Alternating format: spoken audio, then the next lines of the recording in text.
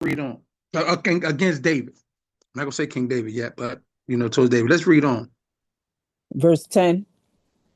And it came to pass on the morrow that the evil spirit of Yahweh came upon Saul. Just that quick. And B, you kept making a reference about we gotta watch who our friends are, this and that, because this and Moses has spoke on. I'm putting together these things about individual people because I remember Moses was speaking about a person can be one way and then the next they can go another way. We not knowing that, but we still got to keep our faith grounded and rooted with the Most High. But because of Saul had this disdain in his heart, it says, and it came to pass on the morrow, the next day, that the evil spirit from Yahweh came upon Saul. Let's read on and die. I'm going to read from the top. And it came to pass on the morrow that the evil spirit from Yahweh came upon Saul, and he prophesied in the midst of the house. And David played with his hand, as at other times, and there was a javelin in Saul's hand. And Saul cast the javelin, for he said, I will smite David even to the wall with it. And David avoided out of his presence twice. And Saul was afraid of David, because the Lord was with him, and was departed from Saul. Hold it right there. This. David just was a righteous man, a man after the Most High's heart, and the Most High loved him. But Saul had that spirit to fall upon him, that the Most High caused to fall on him. And Saul was afraid of David, afraid of the spirit that was on David, afraid of David was in his countenance, because the Lord was with him and was departed from Saul. Just that fast, just that quick. We're going to die. Verse 13. Verse 13 reads, Therefore Saul removed him from him, and made him his captain over 1,000. And he went out and came in before the people. And David behaved himself wisely in all his ways, and the Lord was with him. Wherefore, when Saul saw that he behaved himself very wisely, he was afraid of him. But all Israel and Judah loved David, because he went out and came in before them. And Saul said to David, Behold, my elder daughter Merab, her will I give thee to wife. Only be thou valiant for me, and fight the Lord's battles. For Saul said, Let not mine hand be upon him, but let the hand of the Philistines be upon him. And David said to Saul, Who am I, and what is my life, or my father's family in Israel, that I should be son-in-law to the king? But it came to pass at the time when Merab, Saul's daughter, should have been given to David, that she was given unto Adriel the Mahalathite to wife. And Michal, Saul's daughter, loved David, and they told Saul, and the thing pleased him. And Saul said, I will give him her, that she may be a snare to him, and that the hand of the Philistines may be against him. So Saul was plotting. Salaki. Saul was plotting. No matter what, this is the wicked and evil. But like I could read this forever. But this is the disdain, wickedness in a man's heart, because the Most High lifted his hand above him and had that spirit, that same spirit fall on Saul against David, whom the Most High loved. And Saul was like trying to set David up to be handed over to the hands of the Philistines at battle, at war. Giving him his wife, giving him his daughter, like everything good and everything cool. And then the beautiful thing about being a servant and a friend of the Most High, that we're walking in darkness every day. And the Most High is with us. If we keep to his law, statutes, commandments, do what he commands us to do, we're gonna be okay. The enemy is out here. Nothing happens without the Most High allowing it to happen. David didn't know that. David just was conducting himself as a good man unto our Father. not knowing that he was being that vessel that the Most High was using, and Saul was the vessel that the Most High was using, and neither one of them really quite knew it. David knew, like, as long as he was right before the Most High, he gonna be okay. His soul belonged to the Most High. But Saul was playing on the other side, like, had this to stay in his heart towards David. Before the Most High put that spirit on Saul, he already was envious of David's of who David was as a man of the Most High. And the next day, the Most High dealt with Saul in this in a mental mind state and the spirit that he was walking in. But read on it, Dyer. I'm going to read 21 from the top. And Saul said, I will give him her, that she may be a snare to him, and that the hand of the Philistines may be against him. Wherefore Saul said to David, Thou shalt this day be my son-in-law in the one of the twain. And Saul commanded his servants, saying, Commune with David secretly, and say, Behold, the king hath delight in thee, and all his servants love thee. Now therefore be the king's son-in-law. And Saul's servant spake those words in the ears of David. And David said, Seemeth it to you a light thing to be a king's son-in-law, seeing that I am a poor man and lightly esteemed? David was very humble. David was a very humble man. Go on. And the servants of Saul told him, saying, On this manner spake David. And Saul said, Thus shall ye say to David, The king desireth not any dowry, but 100 foreskins of the Philistines, to be avenged of the king's enemies. But Saul thought to make David fall by the hand of the Philistines.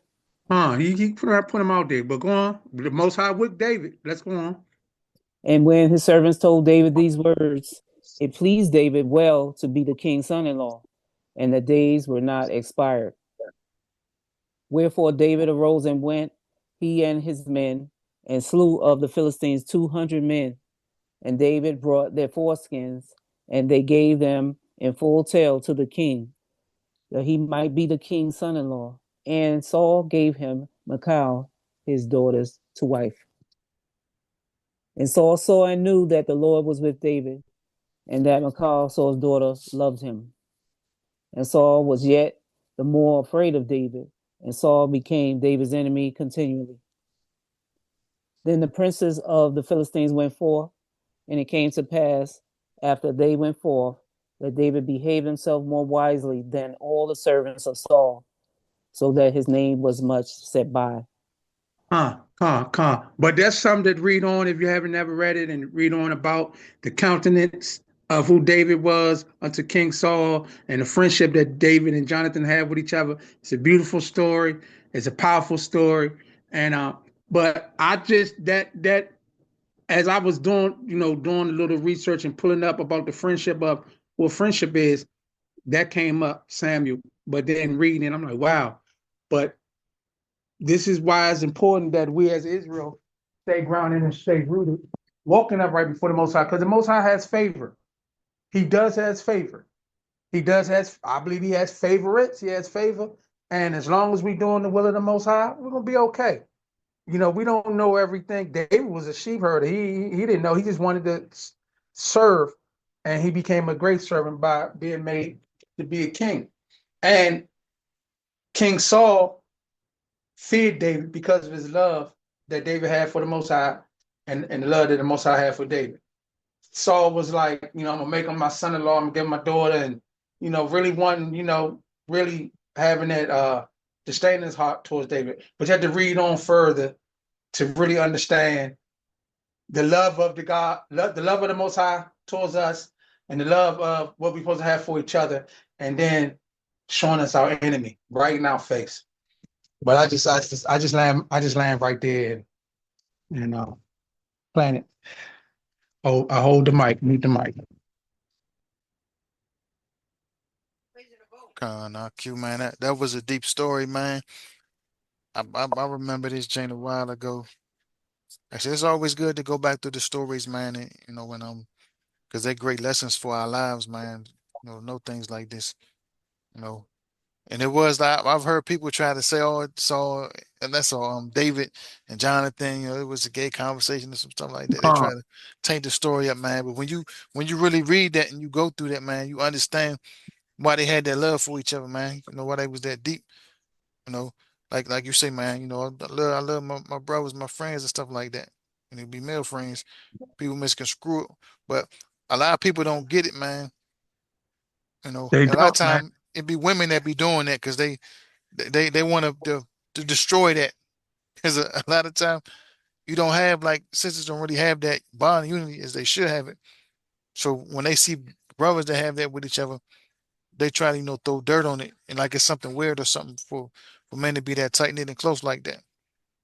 I have given brothers, man. I had best friends, brothers that I grew up with, same neighborhood, come under me, and I have given them, man, clothes, man, like just like, man, just to bless them, make sure they're all right. Money, if they needed anything, just making sure they all right, man. But they had to show forth that love, not so much towards me, but towards the Most High, man. Just like showing them the love of the Most High, that men can be that way with each other, man. To make sure the brother, okay, you got an interview, I got some suits, man. I got clothes, shoes, whatever you need. I couldn't even wear the stuff anymore, but it was valuable things to me. I was going to give it to Goodwill anyway. I said, well, let me give it to a brother first. And I've given lots and lots of clothes to the Goodwill to men. Just go up to the Goodwill, have maybe 2-3 bags of shoes, boots, and be like, bless the brothers, man. Like, y'all pick what y'all want. And man, they they took everything. But that make me feel good because I wasn't looking for no money from any of it. I could have sold that stuff. It was that good. I could have sold it, took it to a shop, a vineyard shop, and sold it, and or take it to a Goodwill store to get a receipt for it. I just gave it to those that was less fortunate, man. Just that moved my heart more. Or give it to a friend that be like, bro, I got some clothes, man. Like, if you want them, you can have them. Pick what you want, and that was really nothing to me. Even when it came down to money, if they really needed it and needed help or some form of fashion, man, I was there for them. And I think, with the male companions and that I've had in my past that, be like, man, Q, he a real dude, man. He look out. So if I got it, then you have it. If I don't have it, ain't nothing I can do. I can just beat it for you, before you walk through the fire with you or whatever. But walk in the midst. But other than that, man, I believe that's the love that we as men should show to each other. And then it might be some brothers that's closer than others, just got that union with one another like that, man. It's cool like that, you know. And that's a good thing, man. We as Israelite men need that. I believe our women should be like that. I tell my wife all the time, like, we better than. I tell my brother too, man. We're not better than the homeless man. You're not better than that man that's destitute. And don't think that you are, because most I can turn that thing around, instantly, quick. And just to throw a little nugget in there, like all the work, like that I done for my brother, my blood brother, going to work for him, working with him and for him with his company. He I felt as though he put me out there when I stopped, no longer work with terminating me from the company, that I felt like being my brother, same father, same mother, through the bloodline, that he wouldn't do that to me, to take from my family, take from me and my family in the wintertime. But he did it, maybe ego.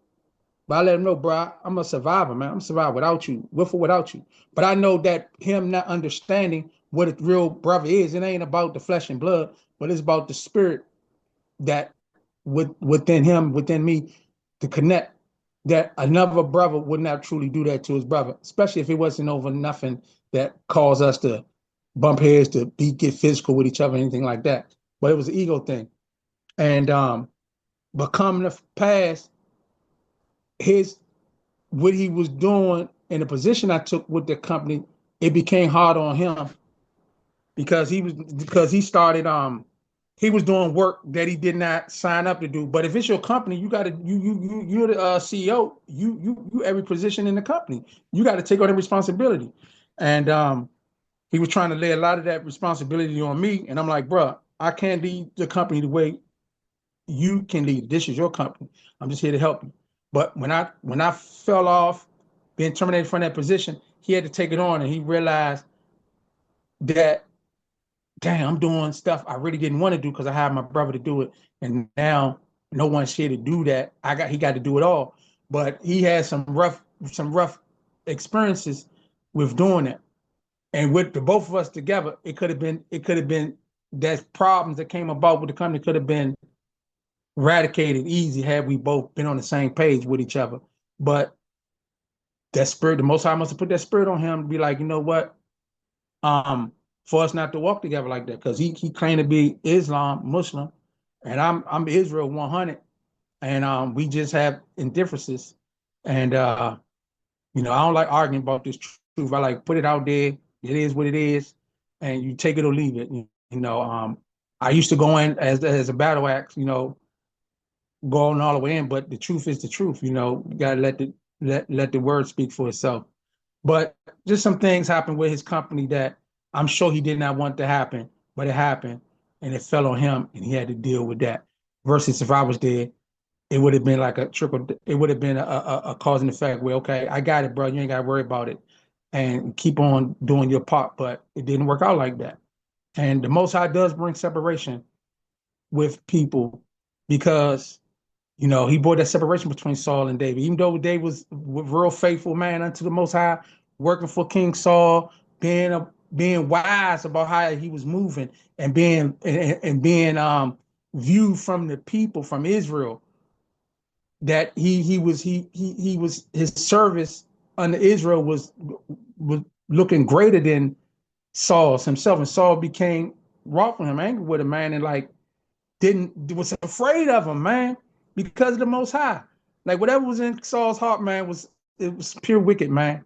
It was something that B, you did a lesson on that. You had the lesson on that about Saul and the things that he was doing, man, and the Most High had to spank him up, man, and exalted David and his righteousness and who he was as one of the Most High's greatest prophets.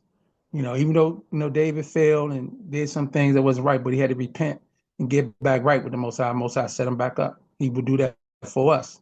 So that's how I kind of like to move in this world, man, because we live in a dark place and just want to be an upright man before the Most High, be an upright man before my brothers and sisters in this truth. I'm just speaking from the heart. Yeah, I would just add to that, we know that the Most High said that, men being lovers of themselves, that's an abomination, and the relationship that David had with the Most High being his anointed after Saul, you got to believe, and I believe that there's no way that the Most High would have anointed David if he was, homosexual, so that's just one other way to look at it from a worldly perspective, in the day that we live in now, and understanding that, that was the perception, as Benyana was talking about, that people were saying that the relationship between David and Jonathan was a homosexual one. The Most High wouldn't have condoned that. I yield. I appreciate that, Jeremiah, because that pastor, man, from my past, man, really try to put that in my head about, I didn't like it, man. I was like, nah, that ain't, that's just pure wickedness, man, to think like that. And we also, matter of fact, when you brought just what you brought that point of that prideful mentality that the Most High don't want us to have, we touched on that a little bit last night when we looked at Proverbs. I think that was 6:16 about the proud look, and one of the things that the Most High hates And Saul had that pride. Was very, very prideful. And that's not a spirit of the Most High to be prideful that way. We was touching on that a little bit last night. I think, let me see. Proverbs. All praises. Proverbs 6. Yeah, Proverbs 6:16. 6 things the Most High hate, and 7 are abomination unto him. And King David, King Saul was in some form of fashion lying to David, like he had this love for David, but really feared and didn't like David. He was showing that he was in a form of fashion showing discord, because that discord could have came through David and Jonathan, but Jonathan loved David, from his heart, man. Like, he didn't care about his father being king. He didn't care. His father saw so much wanted Jonathan to be king, and Jonathan didn't mind that David was king. They was, it was, becoming king.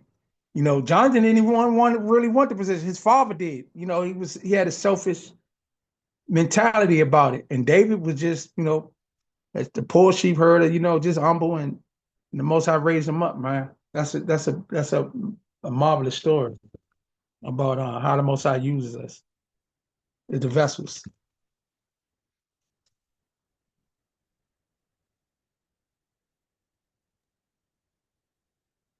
And Saul was trying to draw blood from David, hands to shed innocent blood. David was innocent.